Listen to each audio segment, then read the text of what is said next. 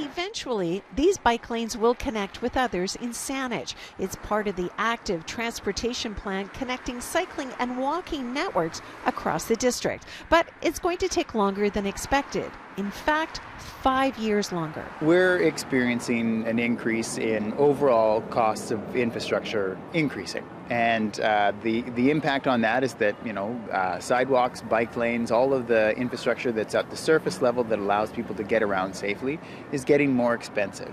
A recent staff report to council indicates the price tag for all proposed 96 actions in the plan is roughly $250 million over 20 years. Inflation is cited as the culprit for the huge bill.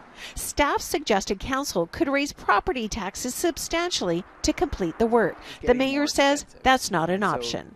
The consequence of that is that we're just going to have to do projects a little more slowly. We will do them. I'd love to see us having a complete network as quickly as possible. And when we get reports back like this, it's disappointing. Councillor Bondaroff says too many sections of bike lanes in Saanich are not linked together. He'd prefer to see a slight annual increase in property taxes to keep the work going. What we heard from staff was that to cover inflationary costs, in the first year, it would be around $147,000, which amounts to a 0.08% tax increase. So to me, that's a very small amount of money that ultimately allows us to at least keep up with inflation.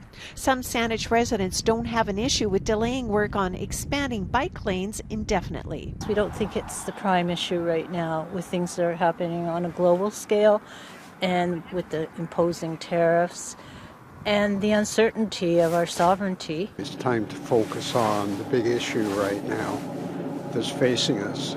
But for now, council has decided to keep going, but at a much slower pace, with at least another 5 years before bike lanes and walking networks in the district are connected and complete.